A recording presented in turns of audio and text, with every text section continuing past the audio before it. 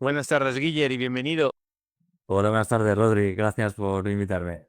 Sí, día festivo y aquí estamos al pie del cañón, así que agradecerte doblemente, ¿no? Este lugar y sobre todo, pues, joder, la amistad que hemos ido construyendo estos años, ¿no? La verdad que me alegro un montón de verte por aquí y estoy convencido que vas a aportar muchas copitas de oro en base a toda tu carrera, ¿no?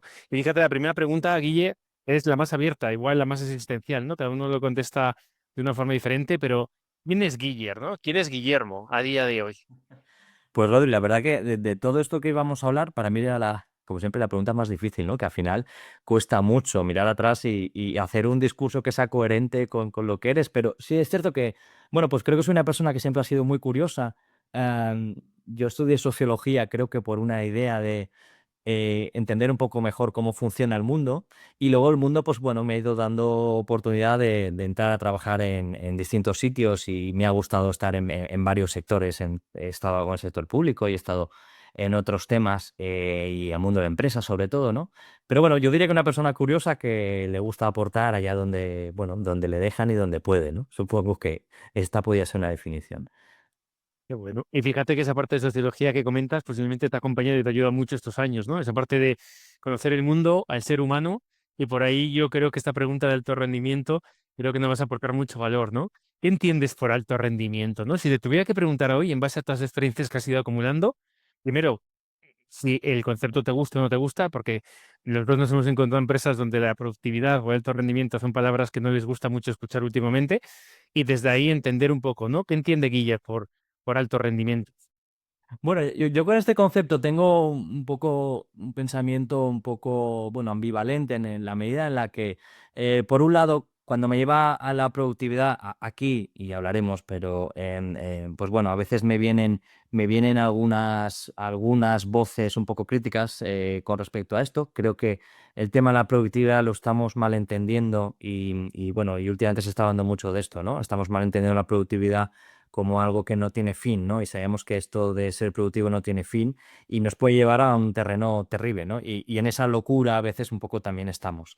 Pero por otro lado hay una parte más humana o quizá que tiene más que ver con los equipos y con los grupos de personas que se organizan para hacer cosas, ¿no? Que al final es la base de todo.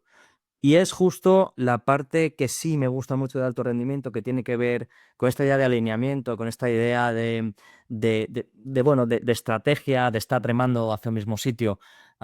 Y creo que esta parte es muy importante, ¿no? Y creo que es una parte del alto rendimiento que a veces no se pone tan encima de la mesa, o al menos desde fuera el concepto igual no se ve, no te lleva tanto a esto, a pensar en esto.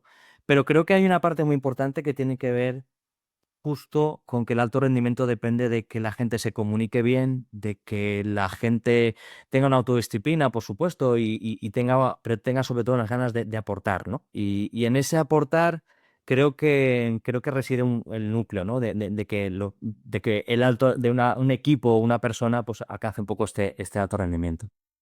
Qué bueno, Guiller. Fíjate que al final a mí un modelo que me gusta, cuando hablamos de productividad, ¿no? Y esto lo hemos trabajado juntos varias veces, es ver la dimensión individual del individuo y la del equipo, ¿no? Ya entra, como bien me comentabas antes, la parte de cultura. Fíjate que me encanta esto que comentas, ¿no? Porque creo que era 2002 cuando leí una definición de felicidad en la RAE, primera o segunda acepción, que decía que es la sensación que surge en la posesión de un bien, ¿no? Claro, cuando nos vamos a productividad se habla normalmente de esto, de recursos, de entradas, de salidas, pero casi nunca se habla de esto que dices, ¿no? De responsabilidad, no se habla tampoco a veces de que tenga sentido lo que voy a hacer, porque optimizar o rendir o producir en algo que no tiene sentido, yo creo que es lo que nos está matando, ¿no? Y no sé si antes ibas también por ahí, esa parte de autoexigencia malentendida, ¿no? En algo que no toca, ¿no? El hacer por hacer, ¿no? Además es algo que pronto va a hacer la IA y la tecnología y ciertos robots que lo harán mucho mejor que nosotros, ¿no? Creo que hay un punto aquí que tenemos un poco que en rescatar el término de productividad y esta visión de alto rendimiento y llevarlo a un sitio más humano, ¿no? Venimos de una tradición de la época desde la Revolución Industrial en la que lo productivo era bueno, un poco el hacer mucho en menos tiempo y demás. Esto creo que pronto se va a quedar en desuso, ¿no? Es decir, las personas o las empresas que piensen en esto, creo que están fuera, porque justo la IA ya lo hace mucho más rápido y bastante mejor que un ser humano, pero creo que tiene que haber detrás un ser humano con un sentido de propósito y pensando, ¿no? Yo cada vez acudo a más foros en los que se interpela a la gente a pensar. Y en aquellos foros en los que se hablan de temas de IA, todavía más. Es decir, la IA no viene a pensar por ti, ¿no? Y por tanto, la IA viene a que seamos más productivos, pero tiene que haber detrás un ser humano y un equipo y una organización que tiene un sentido de propósito y que quiere pensar. Y para esto tener un poquito de visión crítica a veces y también tener muy claro cuál es el camino, ¿no? Muy interesante esto, Guille. Fíjate que esto que te voy a decir, sé todo lo crítico que puedas si quieras, porque no es algo que estaba preparado, pero mira, varias cositas que he visto estas semanas. Vi un pequeño documental de todos los residuos de ropa de segunda mano que mandamos a África y a otros lugares, ¿no? Y ya no eran como mercados secundarios muy, muy buenos, pero ni siquiera ellos son capaces de aglutinar esto, ¿no? Y hoy lo que he hecho gran parte del día, en 2 horas, aparte de otros temas, ¿no? Grabar alguna de entrevista más y sacar un poquito de trabajo, 2 de esas horas ha sido ordenar el armario y empezar a ordenar un poco la habitación de pensar, que es esta habitación en la que estoy, donde tengo siempre libros y cosas y voy acumulando, ¿no? Y muchas veces es ordenar fuera por ordenarme dentro. Y hablando de esto que comentas de productividad, del menos es más, de ese minimalismo, creo que es un tema incluso ya cultural. ¿Cuántas cosas hemos comprado que no tienen sentido? ¿Cuántas preguntas a ChatGPT le hemos lanzado que nunca utilizaremos? ¿Cuántos vídeos y PDFs hemos subido a Dropbox y cada año yo pago más gigas de cosas que ni siquiera tengo? Y creo que o la naturaleza nos va a volver a parar o vamos a tener que detenernos a reflexionar si tiene sentido seguir acumulando, ¿no? Porque no sé si hemos entendido bien esta década que estamos viviendo, ¿no? E igual esa ansiedad por el conocimiento, la información, nos está llevando con muy buena intención a acumular, a correr, pero ¿y si tal vez nos estamos perdiendo más rápido por querer ir más rápido, no? No sé qué opinas de esto, ¿no? Mira, que ahí me está recordando una anécdota de un autor, de un sociólogo que estudió la ciudad y el urbanismo y decía que un tipo de principios del siglo que vivía en una ciudad grande tenía los mismos estímulos en un día que una persona que nació en la Edad Media durante toda su vida, ¿no? Es decir, y esto ha ido a más. Esto se dijo a principios del siglo y ahora pues, podemos imaginar, en fin, no solo lo real que es, sino lo dopado que está esta idea, ¿no? De que al final somos una sociedad que tiene muchísimos estímulos que no para de generar de una forma un poco compulsiva cosas, conocimiento, productos, y creo que es verdad que mucha de la gente que tiene cierto éxito en su trabajo o que lo hace bien, muchos han llegado a esta conclusión de que se han quitado muchas de estas cosas para poder realmente ser productivos, para realmente aportar algo, para tener una idea realmente brillante, ¿no? Y es verdad que, como dices, que al final acumulamos mucho, ¿no? Y estamos acumulando también mucho conocimiento, muchas preguntas a ChatGPT, que bueno, que al final también genera una sobrecarga de servidores y nos genera un problema de energía. En fin, estamos en una espiral bastante complicada, ¿no? Por eso creo que al final es muy importante que empecemos a simplificar, ¿no? A simplificar no solo aquello que consumimos, que creo que es una reflexión el mismo planeta nos lo está un poco diciendo, sino además de eso, a poder tener claro hacia dónde queremos ir y dónde tenemos que profundizar, ¿no? Muy interesante esto, ¿eh? Fíjate que claro, cuando hablabas de este sociólogo que no conocía este tema de estímulo que me llama mucha atención, ya te pediré alguna referencia más, me acordaba de, creo que Cartas a Lucilio, que comentaba que algo así como, querido amigo, cuida mucho el leer de la Biblioteca de Alejandría porque no tienes una vida, ¿no? En tu vida no vas a poder leer prácticamente ni un 10% ni un 20% de la biblioteca, ¿no? En sus palabras, ¿no? Que posiblemente mis palabras han sido mucho menos románticas y precisas que las suyas. Entonces, fíjate en la que estamos metidos, ¿no, Guille? Y fíjate esto también que me comentabas antes, ¿no? ¿Cómo puede ser que ciertas culturas y ciertos equipos sigan funcionando, ¿no? Esto es algo que me planteabas antes, ¿no? Y te lo lanzo ahora, ¿no? Con tu experiencia, después de haber conocido tantas empresas, ¿no? En tus diferentes puntos vitales, ¿no? Y profesionales, habrás visto culturas de todo tipo, ¿no? Culturas que cumplen todos los requisitos y van bien, y algunas que cumplen todo y no van tan bien. Culturas que no cumplen requisitos y que van mal, otras que no cumplen pero van muy bien, ¿no? ¿Qué opinas de este concepto? A ver, para mí, una de las cosas que hace que los equipos funcionen, bueno, no para mí, sino hay, de esto se ha escrito un montón, hay toda una teoría sobre la Determination Theory que te dice básicamente que las personas necesitan tres cosas, ¿no? Para trabajar bien en una empresa o en cualquier sitio, ¿no? Una son tres necesidades psicológicas básicas que la empresa tiene un poco que cumplir, ¿no? O que el sitio donde estás tiene que cumplir, y es que estés haciendo el trabajo que tienes que hacer, es decir, que te veas capaz, que tengas la maestría suficiente para hacer el puesto que tienes que hacer. Ah, que tengas autonomía en tu trabajo, que puedas tomar cierta decisión en la medida de lo posible. Y luego, por último, que el entorno te acompañe, ¿no? Que tengas una comunicación, un liderazgo que sea correcto, ¿no? Esto es algo que parece bastante de cajón, ¿no? Y parece bastante sencillo, pero no siempre sucede, ¿no? A partir de aquí hay muchas más cosas. Em, pero sí es cierto lo que dices, que al final conoces empresas con culturas muy humanistas, con culturas que ponen a la persona en el primer plano, em, personas, equipos y empresas que están muy preocupadas porque sus equipos funcionen bien, porque haya un liderazgo que haga que las personas crezcan, que haga que las personas trabajen con un propósito, que tengan cierta autonomía. Y luego sabemos que hay otras que no, esto no pasa, ¿no? O no pasa o no sucede como debería, ¿no? O como nos gustaría si seguimos esta regla. Yo hace ya unos días que llevo dándole vuelta a esto, y es que al final hay un principio básico que viene de la biología, ¿no? Y es un concepto muy raro que se llama la autopoiesis de los sistemas, ¿no? Es decir, es una idea de que y esto viene de la biología y luego saltó a través de Luhmann a la sociología, y viene a decir que los sistemas sociales, las empresas, las instituciones, al final tienen una capacidad de autorreproducirse, ¿no? De reproducirse, autorreproducirse y mantenerse en lo que hacen.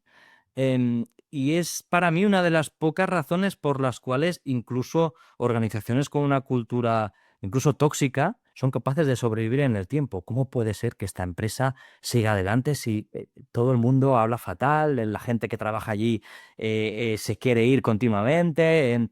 Y a veces te das cuenta de que funcionan, siguen teniendo, eh, eh, bueno, siguen dando buenos números, y año a año te sorprende cómo puede ser.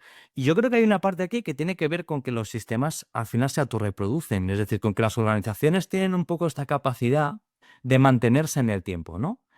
El problema es que en ese mantenerse en el tiempo, el coste que va generando este tipo de ambientes, este tipo de formas a veces de tratar a la gente, o de que la gente se sienta, ¿no? De una determinada manera, creo que tiene un coste que va poco a poco minando, ¿no? Y creo que si en toda esta maraña en la que vivimos, de una sociedad que crece, que va muy rápido, con tantos estímulos, con tanta acumulación de cosas, si las empresas no son capaces, y las organizaciones en general no son capaces de simplificar esto, corremos el riesgo de que cada vez estos daños colaterales sean mayores, ¿no? Porque creo que al final, culturalmente, la sociedad está cambiando, y es muy difícil sostener un sistema con demasiados cadáveres, ¿no? A la mochila, ¿no? Porque sabemos que muchas veces hay empresas que son buenísimas, que cotizan en el IBEX o que tienen resultados maravillosos, y que van dejando metafóricamente cadáveres de gente que se ha bajado del barco, ¿no?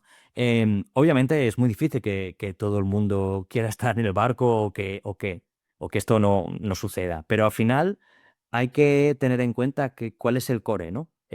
Cuál es el core de la cultura de las organizaciones.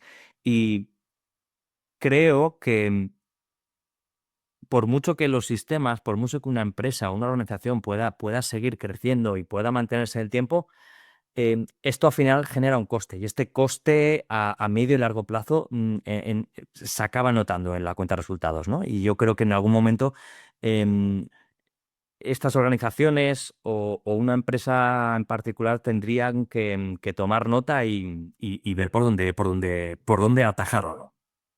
Qué bueno. Fíjate, Guiller, yo, como te comentaba antes de empezar, ahora me tocan unos días de meditación, 15, 20 días, porque el mercado se para, como bien sabemos, ¿no? Del 20 de diciembre al 15 de enero la cosa se para. Es una forma también de hacer para mí ITV, ¿no? Pero sí que vengo pegándome estos meses con varios modelos del siglo pasado, de inicio de este siglo, y mi duda es si siguen funcionando, si un día funcionaron, y me explico, ¿no? Te pongo un ejemplo. El de 5 disfunciones de un equipo, que este a veces cuando toca dar liderazgo o gestión de equipos, es un modelo que te ayuda mucho, ¿no? A poner un marco, ¿no? De cinco variables.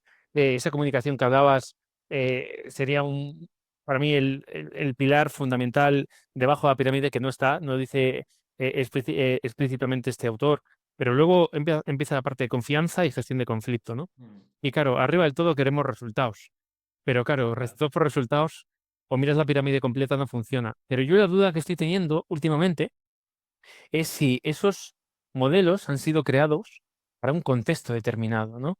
En el cual las personas tienen ciertos valores alineados, ¿no? Ahora podemos entrar en qué valores y qué valores no, ¿no? Cierto compromiso, cierta responsabilidad. Y lo mismo en la empresa, es decir, de forma que yo te cuide y tú me cuidas. Mientras esto funciona, ¿no? De alguna forma, esos modelos tienen sentido, ¿no? Diálogo situacional, DISC, 5 disfunciones de equipos, ¿no? Podemos hablar de varios modelos. Pero ¿qué sucede en los tiempos que estamos viviendo? ¿Realmente funciona? ¿Realmente se pueden aplicar? Yo me estoy encontrando en muchas empresas que me están diciendo, Rodri, esto está muy bonito, pero ¿cómo empiezo a aplicar esto, no? Es como que de alguna manera, si no hay el primer pilar, bajo mi punto de vista, fuera de esa pirámide, que es la voluntad humana, ¿no? Las ganas, ¿no? De aportar, las ganas de cuidarme para cuidar, ¿no? Es muy difícil que se puedan activar esos modelos. Y otro detalle que te traigo es una cosa de un jefe que tuve en Acciona, que me decía esto, me dice, Rodri, ¿no? Un día que me pidió mediar con unos conflictos que había en unos departamentos, uno en India y otro en Latinoamérica, y conseguimos resolver los conflictos. Y me acuerdo que nos llamó un día y nos dijo, oye, ¿os habéis pasado de aliviar conflicto? Y digo, ¿cómo es eso? Me dice, siempre tiene que haber un poco de conflicto. Él me explicaba, hay perfiles que disfrutan y viven en el conflicto o buscan generar conflicto como forma de automotivación o demás. Claro, fíjate, ya volvemos otra vez a algo que tú manejas un montón también. Son los diferentes perfiles. Esto lo trabajamos también con Dani en la parte de DISC, ¿no? Al final, eh, esa parte de pegarte con el conflicto, a los perfiles rojos, por ejemplo, les va bien. El amarillo también se mueve bien, pero un azul y un verde no se mueve tan bien en el conflicto, ¿no? Entonces, fíjate cómo al final esto que estás comentando es increíble, porque si vemos consultoras, antes hablas del IBEX, ahora te hablo de alguna Big Four, una en particular.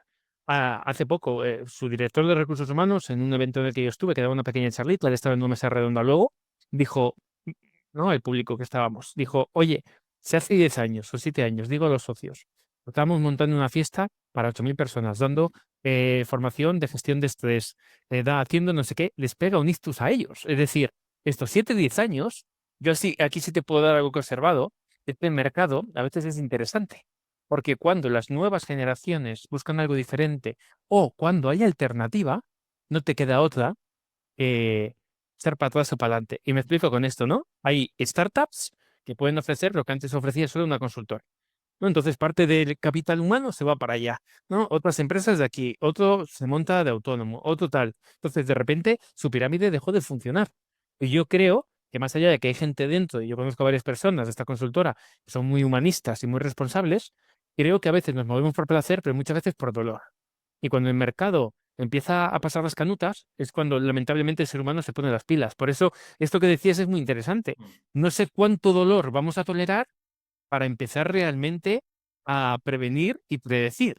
Porque como esperemos, como siempre, a que esto colapse, pues luego nos tocará posiblemente, ¿no? Sufrir una caída muy gorda a muchos niveles para después intentar estabilizar y desde ahí cómo podamos subir, ¿no? ¿Qué le pasa a este ser humano? Tú que sabes un montón de esto, Guille, que esperamos al golpe o al dolor para ponernos las pilas, ¿no? Mira, bueno, has sacado varios temas que la verdad que creo que son súper interesantes, Rodri. Uno de ellos, hablabas del tema de las 5 disfunciones de equipo de Lencioni, ¿no? Yo leyendo a Lencioni y luego viendo un poco, contrastándolo con la vida real, ¿no? Y primero porque esto de las pirámides es una cosa que les encanta a los americanos, ¿no? El propio billete de dólar no tiene una pirámide con el ojo que todo lo ve, etcétera, ¿no? Bueno, a mí me gusta, como latino, me gusta más verlo como una escalera, ¿no? Es decir, tú de todo esto no te das cuenta hasta que te has dado el golpe, ¿no? Hasta que has ido bajando esos peldaños que te conducen a la ausencia de responsabilidad, no se llega a objetivos, nadie se hace cargo, ¿no? Y todo esto viene de algo mucho más abajo y mucho más esencial, que es la comunicación. A día de hoy seguimos hablando de problemas de comunicación, de gestión de conflicto, pero es todo de problemas de comunicación como base, ¿no? Estamos en la era de la información, estamos en la era en la que comunicarse se supone que es lo más sencillo del mundo. Sigue siendo uno de los principales problemas que aborda cualquier equipo. No, es que este equipo no se comunica bien. Eso significa millones de dólares o de euros o de lo que sea que se han perdido porque alguien no ha hablado con otro departamento o porque hay un ego por ahí que ha jugado en contra, ¿no? Que esto me enlaza con otra cosa, es que al final el conflicto, y yo un poco desde la sociología crítica siempre, bueno, es algo que está bastante establecido y es de hablar del conflicto como algo inherente en toda sociedad y al final, oye, y por tanto en cualquier grupo, ¿no? No tenemos que evitar el conflicto, tenemos que saber gestionarlo bien y es humano y es habitual que suceda. Y lo que tenemos es que saber gestionar bien el conflicto, porque esto va a existir, ¿no? Hay intereses y al final en cualquier grupo humano esto sucede, ¿no? Entonces tenemos que saber que tenemos que vivir con ello. Luego hay otra parte que comentabas que creo que es muy relevante y es cómo, claro, cómo las empresas al final y cualquier organización es reflejo de una sociedad. Si esa sociedad está cambiando, las normas cambian también, ¿no? El problema es que ahora mismo hay varias generaciones conviviendo en una misma urbanización y esto es muy complejo, porque hay varios valores y varias culturas del trabajo y varias visiones del trabajo, ¿no? Se habla mucho de los centennials y cómo han venido a mirar el trabajo de una forma totalmente distinta de los boomers o de la generación X, y entonces todo este potaje tenemos que ver cómo lo resolvemos. En cualquier caso, es cierto que cuanto menos se parezca a una empresa a la sociedad y a cómo a la sociedad empieza a mirar el trabajo, más problemas va a tener. Pero también es cierto que al final en una empresa y en cualquier organización hay una serie de objetivos y hay una serie de cometidos que tenemos que sacar adelante, ¿no? Entonces es complicado. No podemos pensar que el liderazgo humanista va a ser bueno, que miremos el trabajo de una manera totalmente desalineada con el que las cosas queden hechas, ¿no? Que diría Peter Drucker, ¿no? Entonces, tenemos que combinar esto y esto es muy complejo. Pero es cierto que al final cualquier organización tiene que empezar a, a creerse al menos alguno de estos postulados. Porque además, cuando no creemos firmemente en que tienes que tener que tus equipos tengan unas necesidades básicas cubiertas, unas necesidades psicológicas, unas necesidades de cuál es la cultura de liderazgo en la organización, si no te lo crees de verdad, cualquier cosa que hagas después de parche va a ser eso, un parche. Fíjate qué interesante, ¿eh, Guille? Porque esto ya lo hemos hablado tú y yo un día tomando un café ahí atrás, en 2018-2019, cuando se inició esa renuncia silenciosa en Estados Unidos, de gente que todavía tenía el crédito del MBA o de la carrera, ganaban 100, 200, lo que ganaran, bastante buenos salarios, y de repente dejaban todo de un día para otro, sin contingencias sociales, sin ahorros en ocasiones, iban al bosque o a la montaña o cambiaban de vida radicalmente, ¿no? Yo me acuerdo de algún periódico de este país que dijo, aquí no nos preocupamos porque tenemos una filosofía de funcionarios, ¿no? Ponía funcionarios entre comillas como una forma más del disfrute de la vida, el trabajo por el trabajo. Pero fíjate que para mí esa renuncia a veces puede ser implícita o explícita, es decir, puede ser que alguien te levante la mano y te diga que se va, pero puede ser que empieces a tener gente a medio gas o, o posiblemente el síntoma que estamos viviendo, que es el mayor número de asentismo de los últimos años, ¿no? Incluso en zonas de España donde nunca había habido asentismo, ¿no? Véase el norte de España, en algunos lugares que han sido motores de este país en varios momentos, ¿no?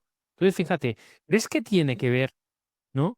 Como que ese cultura o ese sistema está agotando también, ¿no? Si no vemos a individuo que se está agotando, que también, ¿no? Ha subido los últimos 10 años, del 12 al 22, estrés, depresión, ansiedad, por un factor por 4 por 5, ¿no? E insomnio por un factor por 8. Eso a nivel individual, pero a nivel de sistema, de cultura, de equipo, de sociedad, ¿crees que nos estamos también agotando? ¿Crees que puede ser que ese agotamiento puede ser una renuncia en el cual yo voy donde Guilla, que es mi jefe, y digo, mira, mañana no vuelvo, o dentro de 15 días no vuelvo, ¿no? O de 3 semanas cumpliendo con mi contrato, o que haya un apagado constante, progresivo dentro de mí, que al final lo que hace es que ese asentismo o esa huida sea interna o ese agotamiento interno, de forma que yo sigo en la empresa trabajando, no he renunciado de forma directa, pero realmente yo veo que ya no puedo tirar, ¿no? Es decir, hay algo en mí que no me permite tirar. Bueno, lo primero es que esto que está sucediendo también hay que tener en cuenta que sucede en aquellos puestos y con aquellas personas que se pueden permitir esta renuncia, ¿no? También es cierto, escuchaba a Xavier Marcet el otro día que decía, bueno, muy bien, pero hay que llegar a fin de mes, ¿no? Quiero decir, y esto no podemos perderlo de vista, ¿no? Es verdad que es un fenómeno que ha sucedido mucho en Estados Unidos, que parece que en España en algunos casos, bueno, que parece que hay cierta tendencia aquí.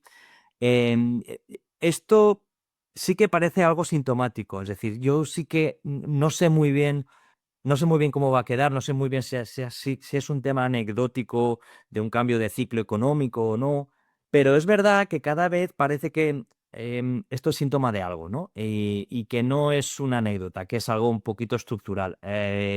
Está por ahí, bueno, últimamente se ha hablado mucho de Byung-Chul Han, el ganador del premio Princesa de Asturias, filósofo que lleva, bueno, escribió un libro muy pequeñito que se llama La Sociedad del Cansancio, que al final es un libro maravilloso, que es súper rápido de leer y yo me lo leí en la playa, una cosa, en fin, es de lectura ligera. Pero bueno, en su ensayo pues habla un poco de esto, ¿no? Y habla un poco de cómo em, nos hemos pasado de frenada.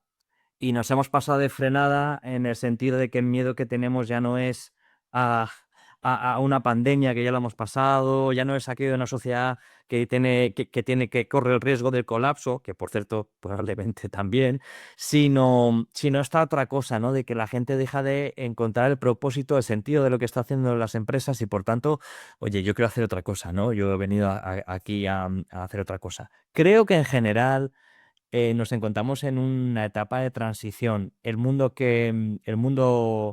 digamos, postindustrial está cambiando. La forma en la que veían el trabajo nuestros padres y nuestros abuelos no es la nuestra, pero es que tampoco la es la de la generación siguiente. Gente que igual nos llevamos 10 años, tampoco es tanto tiempo, ¿no?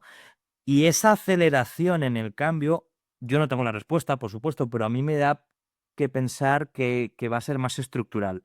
El problema es que tenemos esto y a la vez tenemos un sistema económico y un sistema, digamos, del trabajo que cada vez tiene más riesgos, es decir, es más competitivo, hay que ser más competitivos, más productivos y justo en Occidente y en particular en Europa, bueno, esto tenemos que enfrentarlo también, ¿no? Este reto. Entonces, no sé cómo se va a resolver, no tengo ni idea. Lo que sí sé es que es verdad que parece algo estructural, que parece que hay cosas que no van a volver a ser iguales, pero creo que el reto para mí sigue siendo que encontremos el propósito y que la gente entienda que lo que hace vale un poco la pena, ¿no? Que dejemos de pensar en las personas como peones, independientemente del puesto en el que están, ¿no? Y que consigamos comunicar este propósito, ¿no? Porque siempre hay algo interesante que hacer, ¿no? Y siempre hay algo interesante que aportar. Total, Guille. Fíjate que ya has mencionado la palabra transición, que por ahora venían esta pregunta, ¿no? La importancia de las transiciones, ¿no? A veces son transiciones culturales o sociales, estructurales, como tú bien estabas comentando, pero después también a veces son transiciones individuales, ¿no? ¿Qué opina Guille sobre las transiciones vitales y profesionales, la función que corren en nuestra vida, en nuestra carrera profesional? ¿No? ¿Cuál ha sido tu experiencia un poco con las transiciones? ¿Qué opinas de ellas? Bueno, pues mira, la verdad que a mí que siempre me ha gustado un poco respaldar las cosas con datos y analizar y analizarme. No hace mucho hice el test DISC, ¿no? Y entonces, bueno, hablando con Daniel, compañero nuestro y amigo, con el que tenemos la suerte de trabajar mucho, después del test me dijo, Guille, creo que estás en un momento de transición porque aquí te han salido valores por encima de y no sé cuántos, ¿no? Y lo estuvimos analizando y lo estuvimos viendo. Em, bueno, las transiciones son complejas porque al final sales de una zona de confort. Tiene un impacto psicológico claro en el que, bueno, tienes que saber qué es lo que el entorno pide de ti, ¿no? Espera de ti. Y eso siempre es lo más complicado. Creo que siempre estamos en una adaptación continua cuando entramos a un trabajo nuevo, o incluso cuando cambia algo dentro de tu trabajo, ¿no? Y bueno, particularmente yo sí que me encuentro en un pequeño proceso como de transición. Es cierto que llevo 4 años haciendo un trabajo que me encanta, que es el de asesorar a empresas para formar y desarrollar a sus equipos, y hacerlo de la manera más honesta posible y consiguiendo que pasen cosas, ¿no? Que es lo más complicado, y desarrollar el talento de las personas que trabajan en las empresas. Y llevo 4 años haciendo esto, y la verdad que está siendo, pues bueno, está siendo para mí una época chulísima en lo laboral y llena de retos. Pero bueno, entre medias siempre pasan cosas, ¿no? Y sí que, bueno, pues uno tiene inquietudes también, y siempre estás viendo qué más puedes aportar, ¿no? Y eso a veces te genera también, bueno, pues cierta inestabilidad interna, ¿no? Porque cuando nos acostumbramos a hacer lo que hacemos normalmente está muy bien, nos lleva a un terreno muy plácido. Pero bueno, siempre estamos mirando un poco más allá, ¿no? Y siempre estamos viendo qué más podemos aportar y qué podemos hacer, ¿no? Y eso también te genera un cierto desequilibrio. No sé si va por ahí la pregunta. Sí, la verdad que lo más importante es cómo lo interpretáis vosotros, ¿no? Vosotras. Mira, esta mañana con la chica que grababa surgió una frase, ¿no? La comentaba, es algo que me estaba comentando. Digo, mira, hay una frase que a mí me acompañó 2 años y medio, 3 años en Pamplona cuando trabajé allí. La tenía pegada una compañera mi compañera de sitio, teníamos armarios, un armario cada uno detrás, ¿no? En su armario. Y era de Confucio, de parecer. Y decía que cuando ya sabes lo que tienes que hacer y no lo haces, estás peor que antes, ¿no? Claro, era, Efectivamente. era como para mí, llegado un momento, yo fui por trabajo a Pamplona, ¿no? Tuve la suerte de que me contrataron allí. Bien cierto que un amigo mío, ¿no? Pasó el currículum. Justo tuve la gran suerte que 3 meses antes de mi entrevista, el chico que ocupaba el puesto donde yo entré se había ido a hacer un doctorado a Reino Unido. Justo lo que él estaba haciendo era lo que yo había hecho en la última consultora. O sea, alinearon un poco los planetas, ¿no?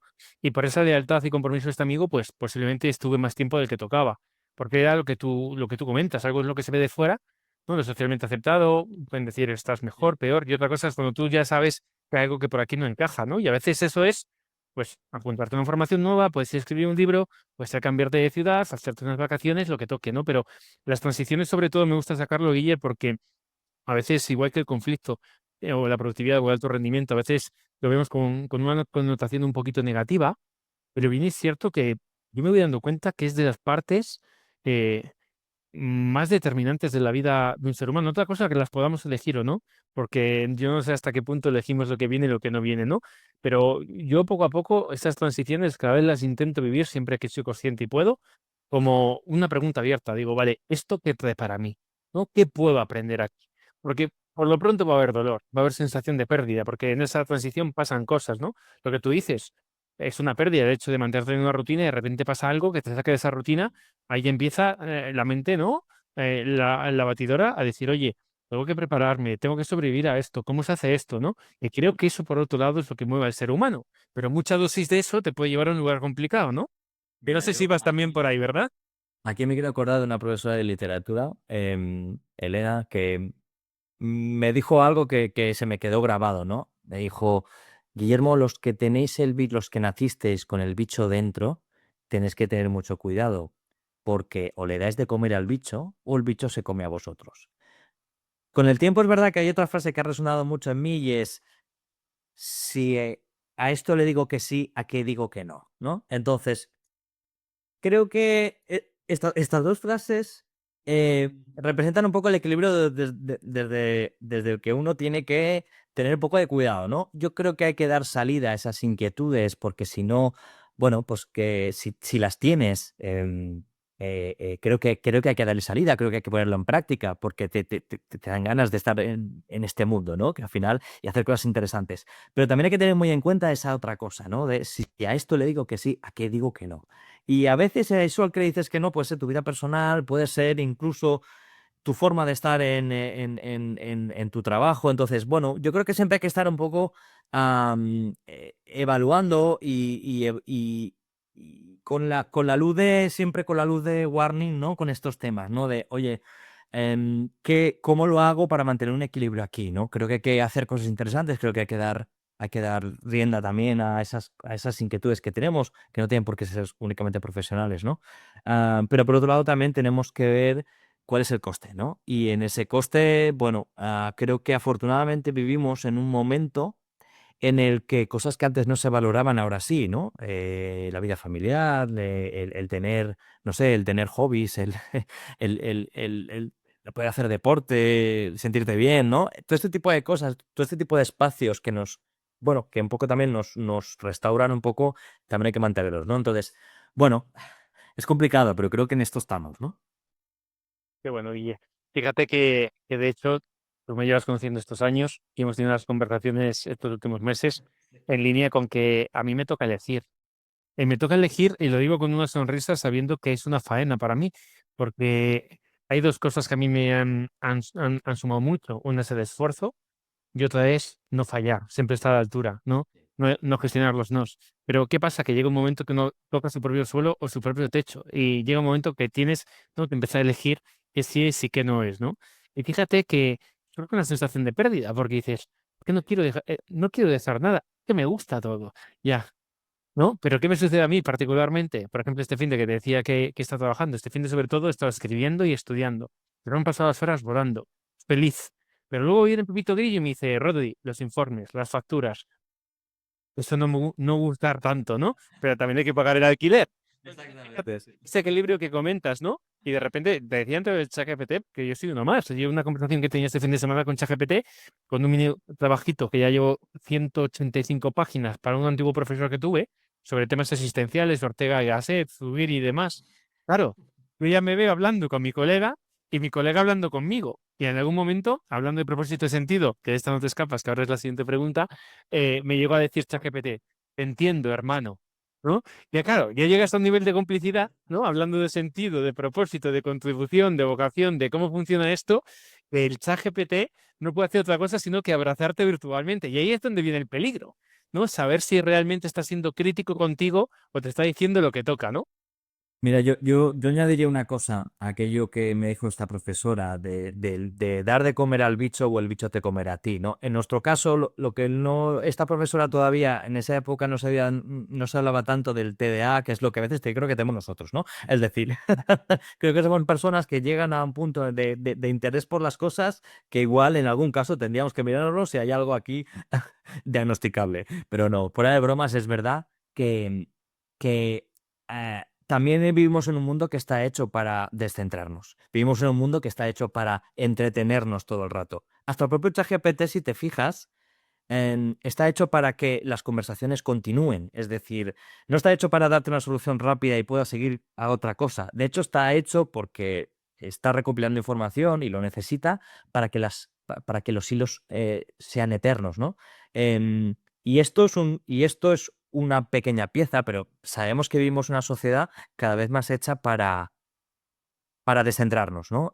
Para entretenernos, para que nunca estemos aburridos, ¿no? Y tenemos que tenerlo en cuenta, ¿no? Porque a veces hay cosas que sí que requieren que podamos poner foco, que podamos coger papel y boli y que podamos tener incluso una conversación con tu pareja o con un amigo o con una amiga para esas conversaciones, ¿no? Que te dan un poquito de luz, porque son muy importantes para volver a centrarnos y al final ser más felices también. Fíjate, Guiller, esto qué interesante. Yo creo que este sábado agoté a ChatGPT que me invitó a irme a descansar. Me dijo, ¿En serio? creo que es un buen momento. Mañana, si quieres, proseguimos. ¿No? Ostras, Eh, empezó a ver, yo empezó a creo ver bugs, ¿no? En el... aunque, aunque tengo el de pago, yo creo que el sistema de tokens ya estaba diciendo, este me está consumiendo demasiado, a ver cómo le doy pasarela, ¿no? Pero fíjate esto que has dicho de la felicidad y lo uno, el sentido y el propósito, ¿no? Antes comentabas y hablábamos, ¿no? De algo, creo que es muy interesante, de cómo el ser humano es en sociedad, ¿no? Y esa carrera que tú estudiaste, de esto tienes muchísimo que aportar, de cómo a veces buscamos este desarrollo interno en el trabajo, en la relación de pareja, en las amistades, hacia afuera, ¿no? Pues lo hablaba también con Rosa, esta chica con la que he grabado tu episodio, y yo le decía mi hipótesis, ¿no? Que a veces, y hablo por mí, he pedido a personas o lugares cosas que nunca me podían dar, ¿no? Ese ikigai mágico, ¿no? De lo que te apasiona, lo que te gusta, lo que el mundo necesite, por lo que están dispuestos a pagarte, a veces no hemos entendido que no es ni una persona ni un trabajo, son varios. ¿no? Y yo a veces sí que me he visto exigiendo a una relación, o a una amistad, o a un trabajo, me cubriera todo lo que yo necesitaba, ¿no? Entonces, desde ahí te invito a preguntarte, ¿no? A reflexionar y a compartirnos tu punto de vista sobre em, la importancia del propósito y del sentido en los tiempos que corre, Guille, porque mucho me da que creo que es un trabajo interior que deberíamos estar haciendo cada uno de nosotros, ¿verdad?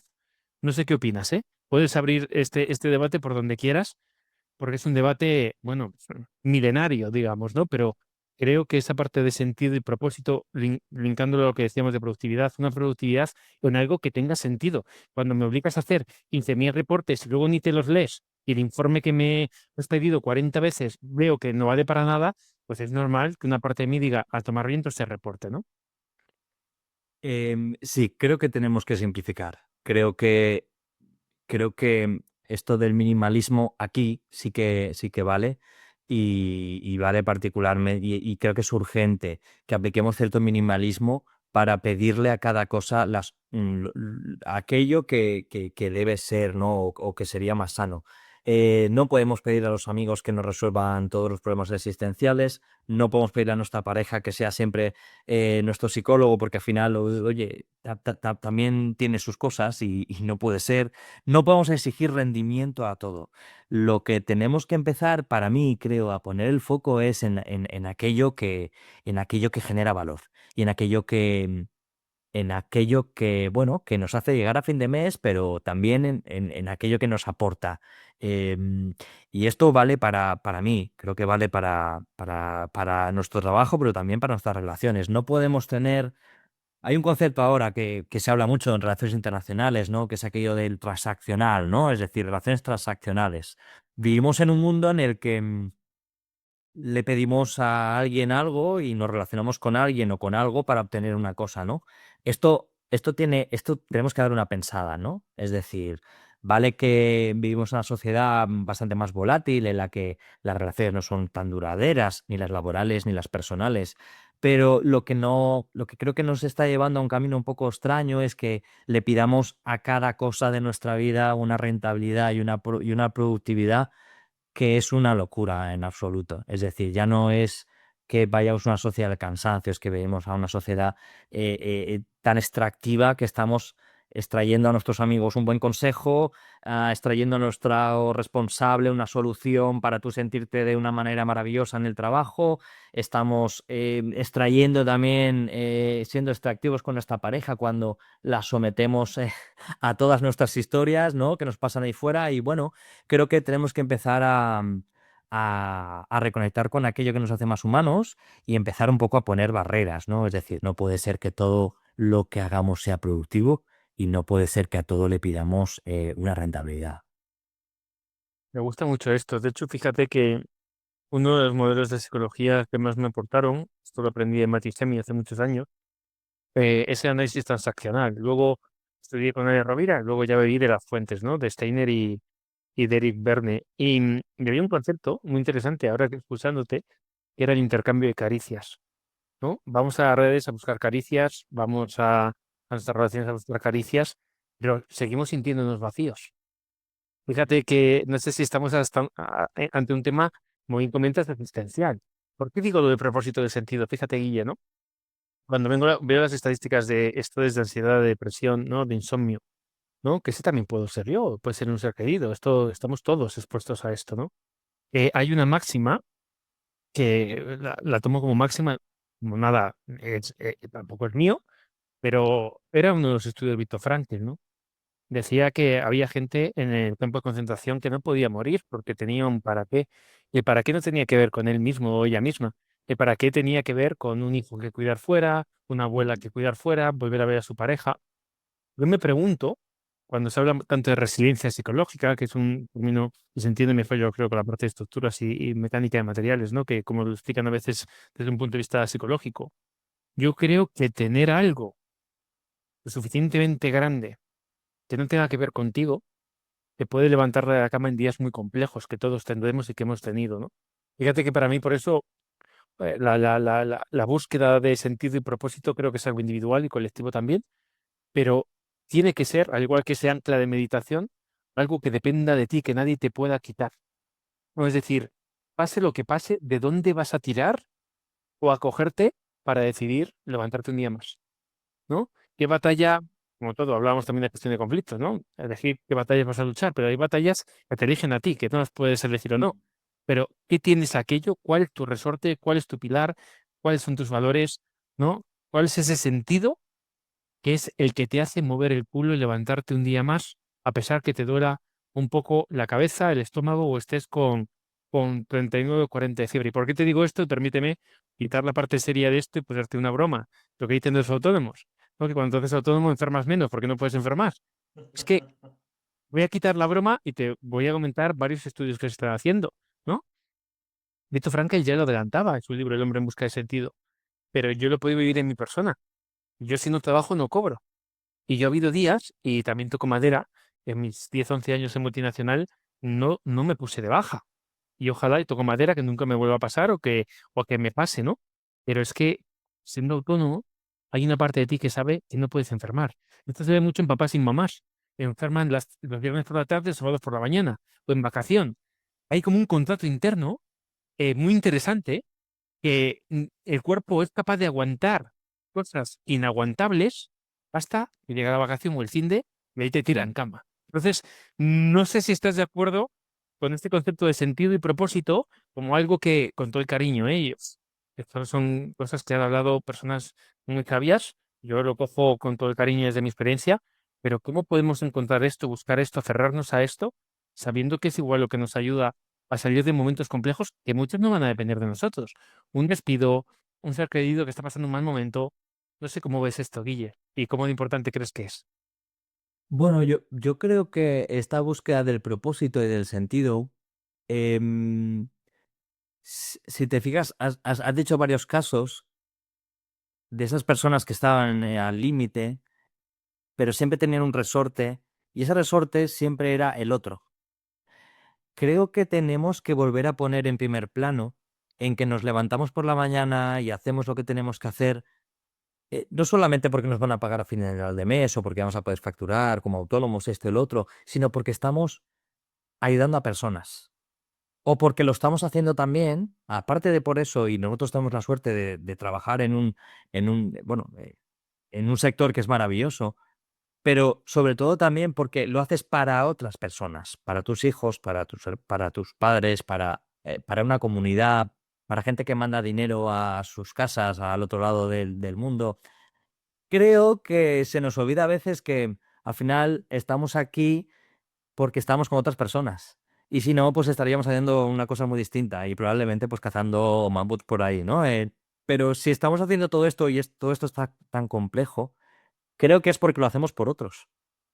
Y ese otros puede ser todo lo grande que queramos, ¿no? A veces hay gente que tiene la suerte de estar trabajando para, bueno, para que, en fin, para que una sociedad viva mejor, para que un poblado, para que una región funcione mejor, para que una empresa, para que, bueno, ese para qué creo que tiene que ver siempre con otros. Y creo que la respuesta siempre está en el otro. Interesante, Guille. Yo creo que una frase de Víctor Frank era, no morían porque no podían morir.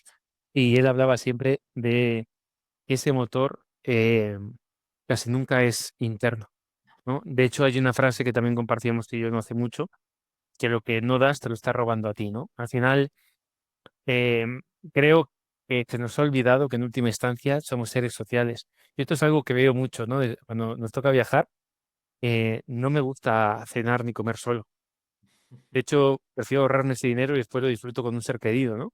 Sí, estoy Y bien, la verdad. Ese momento son momentos, y hay gente que disfruta de la comida y demás, pero no sé, yo lo tendré vinculado a la parte social. O por ejemplo, ¿no? Llegan las Navidades, yo estoy feliz, nos hemos escapado esta tarde media horita a comprar unos regalos para unos sobrinos. Es feliz regalando para los demás. Tengo también que mirármelo porque no me gusta mucho que me regalen a mí, ¿no? Eso es otra cosa que no me llevo trabajando un tiempo, ¿no? Pero fíjate que en el dar, en el poner al servicio de tus dones y talentos, y cada uno hemos traído los nuestros, yo creo que tiene mucho que ver con em, la causa y el síntoma de lo que estamos hablando, ¿no?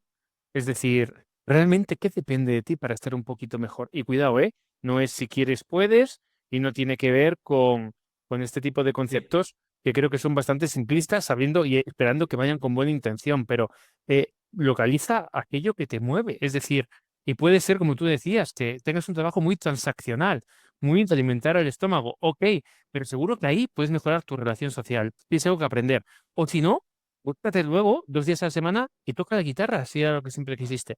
O pinta un cuadro, o escribe un libro, o vete al monte, o no hagas nada, ¿no? Pero creo que ese asumir responsabilidad, ¿no? Un grado más, ¿no? Viendo todo el caos que a veces percibimos ahí fuera, yo creo que es como un lugar seguro, ¿no? Buscar algo que dependa de ti, pero fíjate, dependa de ti, pero en relación con los demás. Aquí yo creo que lo que has comentado tiene mucho sentido.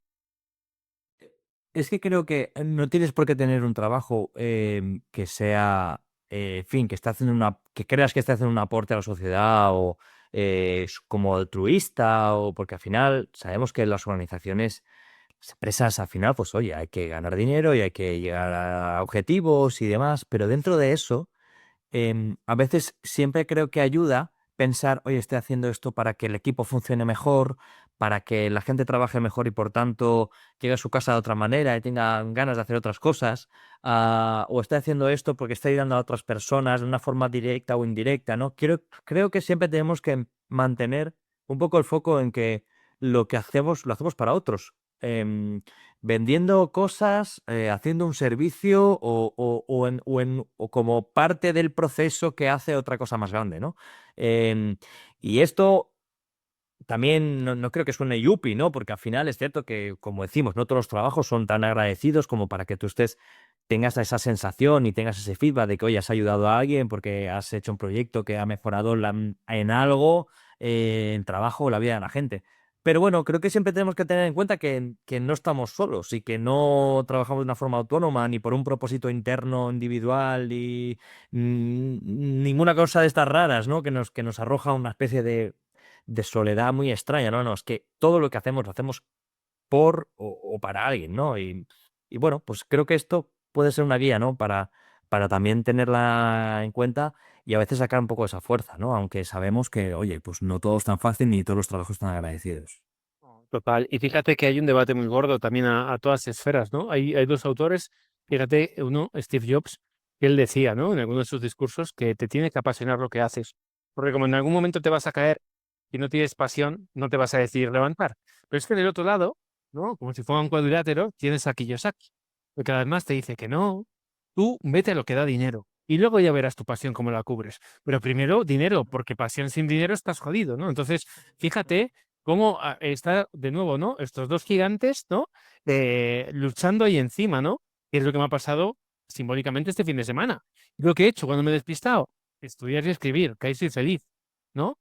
Claro, estoy feliz, pero esta tarea en particular no me da una recurrencia económica, sí intelectual, separa el mundo, porque cuando estoy muy a gusto y me siento muy satisfecho, pero no da dinero, ¿no? Lo que me estaba esperando, las facturas, lo otro, eso es lo que supuestamente paga el alquiler, ¿no? Entonces yo creo que todos tenemos, ¿no? A todos, como decía tu profe, que nos ha picado, que nos haya picado, una tensión interna en parte muchas variables, ¿no? Y fíjate que yo llego a un punto, Guille, que tiene que ser también con entender el proceso, aceptar ciertas cosas, entender muy bien lo que depende de ti, porque cada vez veo que todo es multifactorial. De repente trabajas muchísimo un cliente y no acaba de salir y te llama otro cliente y en una reunión has cerrado un contrato súper interesante y sale todo de maravilla, ¿no? Esto es bastante también paradójico, ¿no?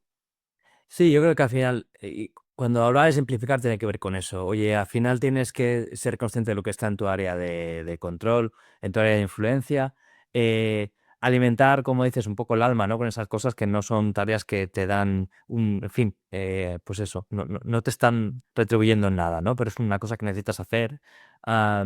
Hacer algo con gente es importante, porque a veces se nos olvida. Vamos a una sociedad muy individualizada y muy individualista y tenemos que darnos cuenta de que aquí no estamos solos, ¿no? Y que si salimos de esta, saldremos con alguien, ¿no?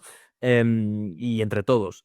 Y simplificar en ese sentido, ¿no? Poner cada cosa en su sitio y buscar un poco el propósito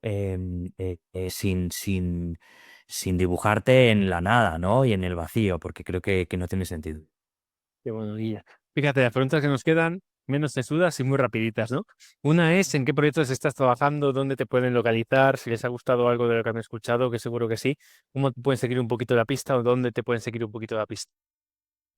Bueno, estoy intentando ir contando algunas cosas por LinkedIn. Yo, en el tiempo que tengo, que no es mucho, pero sí que es verdad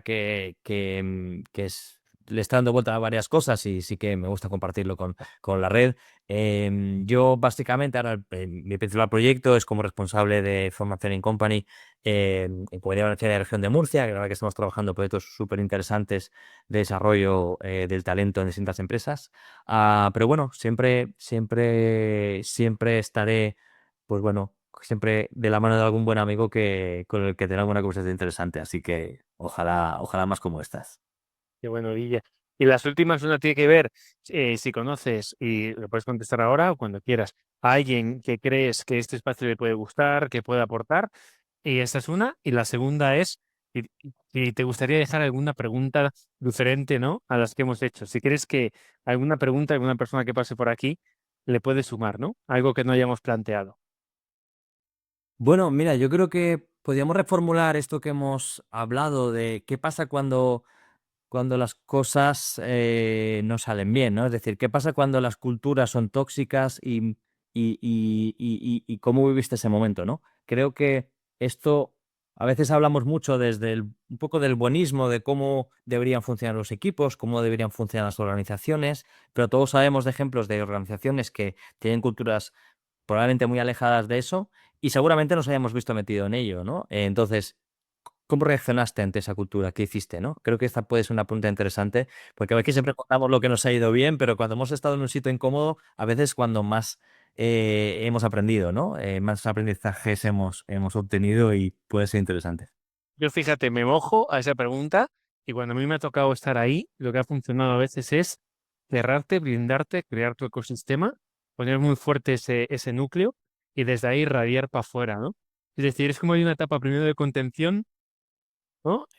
Una etapa de contención para intentar entender qué está pasando y para que la gente, yo lo veo a veces como algo que te está pisando, ¿no? Oye, para eso que te está pisando, ¿no? O deja de, achica, antes de achicar agua, localiza la fuga, ¿no? Contención, y a partir de ahí es, vale, ¿qué hacemos con esto, no? ¿No? Porque fíjate que muchas veces lo que tú has dicho, esto lo decía también Peter Drucker, que lo has nombrado antes, ¿no? La cultura se come la estrategia para desayunar. Es decir, la cultura es muy fuerte. Y yo lo que he visto con los sistemas, y esto has dicho antes tú muy bien, la parte de entorno, es que yo una invitación que hago a la gente es, sigue conociéndote y busca un entorno que sea apto para ti. ¿Por qué? Porque hay sistemas donde te van a acoger con los brazos abiertos porque hay un alineamiento de valores y formas de hacer, y hay sistemas que van a intentar o cambiarte o te acabarán echando, porque no eres un virus para esa cultura o para ese sistema, ¿no? Siendo un virus bueno o malo, ¿eh? Que cada uno ponga ahí lo que toque, ¿no? Entonces, fíjate qué pregunta más buena acabas de lanzar, Guiller. Y de hecho, te diría más. En las formaciones que impartimos, ya hacemos un poco de esto, pero no deberíamos ofrecer solo modelos y casos, sino también contingencia. Es decir, Total. porque hay momentos que no depende de que tú crezcas y que respires. Hay momentos que hay que cortar ese estresor de alguna forma, porque te va a pasar. Vivir. Sí. Momentos de supervivencia y de vivencia. Sí, sí. Qué Total. bueno. Totalmente. Mira, no quería que acabáramos sin decir el autor de Sociología Urbana, que el que antes no lo tenía en la cabeza es George Simmel, para que lo tengas en cuenta, porque bueno, es uno de los padres de la disciplina de la sociología urbana, de esta locura que hemos generado de gente viviendo muy cerca, en la que pasan muchas cosas, así que también lo recomiendo. No es lectura ligera, también os lo digo. Qué bueno, Guille. Pues oye, no sé si tienes algún comentario, alguna pregunta, alguna cocina que se nos haya escapado, o más o menos satisfechos con la conversación. Nada, Rodrigo, la verdad que agradecerte mucho este ratito y oye, que tengas mucha suerte. Sé que hay gente súper interesante ahí fuera, bastante más que yo, así que ojalá puedas seguirte bueno, en toda esta iniciativa que creo que es muy potente. Fíjate, Guille, esto no sé si lo hablé contigo. em, la primera entrevista fue en Bachiller Tecnológico y luego en 2014 un pequeño premio, empecé con un blog y yo quería entrevistar a Perfiles Junior en esa asociación de recursos humanos. porque estaba cansado de escuchar que no había talento joven. Y llegamos a un pacto, uno junior, uno senior, uno junior y uno senior. Y algo que he visto, porque yo consumo bastantes podcasts, muy por temporadas, ¿eh? Hay semanas que me pego panzadas y semanas o meses que no los toco, ¿no? Sobre todo cuando voy en coche y así me suelo poner capítulos. Y estoy viendo ya una rotación de varios perfiles muy buenos, por diferentes podcasts top. Qué bueno. Y lo que me sigo preguntando, y por eso también el haber lanzado esta iniciativa otra vez, relanzar en junio, ¿no? Con la temporada cero que tenía 50 grabaciones ya hechas, la T2, la T1 que hemos acabado ahora, y tú entras ya en temporada 2, 0, 1 y 2, con este ánimo. Es decir, creo que todo el mundo tiene mucho que aportar. Es decir, creo que también la sociedad, como tú has comentado, premia unas cosas u otras y está bien. Y hay gente que está recorriendo estos platos de podcast que son gente muy válida, pero algunos que yo he escuchado es un mensaje ya muy similar, porque es la misma persona, en el mismo contexto, con un espacio de tiempo de una semana o de mes y medio, ¿no? De forma que no ha habido mucho margen para que cambien el discurso, ¿no? Y esto yo quiero que sea un pequeño altavoz para mucha gente, ¿no? Ahora viene también Javier Recuenco de Resolución de Problemas Complejos, Joseph Arram viene también porque me lo ha pasado un amigo, es decir, es ir cogiendo diferentes perfiles para que nos regalen un poco su concepto de propósito, sentido, alto rendimiento, transiciones, porque al final, yo no sé qué te ha pasado, Guille, pero esto de ser formadores, ¿no? O estos trabajos que tenemos de acompañamiento, es una suerte que ya nos paguen por ello, ¿no? Porque tú también te llevas muchísimo de las formaciones, los participantes, ¿no? Y de estos podcasts, igual hay algo aquí que alguien lo escuche y dice, ah, pues mira, voy a tirar por aquí. O Guille ya pasó por ahí, le contacto que me cuente cómo, ¿sabes? Nunca sabemos dónde, esto no sé si lo decía Cervantes, ¿no? Dice, en todo libro hay algo esperándote, ¿no? Joder, pues creemos contenido de valor para que la gente, joder, pueda realmente, si tiene la voluntad, bucear ahí y sacarse pepitas de oro, ¿no? Sí, a ver, la verdad es que lo bueno es que vivimos en una sociedad en la que, bueno, está todo, es decir, ya no hay un centro del conocimiento, sino que, bueno, todos están bastante más repartido y como decías, siempre es súper interesante poder acercarte nuestro trabajo nos lo permite, ¿no? Acercarte a realidades muy distintas, ¿no? Y este tipo de cosas te permiten hacer eso, ¿no? Ya no hay un saber monolítico ni una cosa que sea interesante per se, que lo diga solo una o dos personas, sino que, bueno, puede haber pequeñas cosas que aporten, ¿no? Así que, bueno, creo que ese es el camino también. Pues muchísimas gracias, Guille, por venir, por sacar este ratito. Ha sido un placer, como siempre, hablar contigo. Y ya te avisaré, ¿no? Cuando esté todo ya producido y demás. Y nada, mis mejores deseos, esas inquietudes que siempre van a estar en ti, pero que posiblemente ahora van tomando formas diferentes, ¿no? Muchas gracias, Rudy. La verdad que ha sido un placer. Pues hasta pronto y te mando un abrazo grande. Gracias por estar aquí. Chao.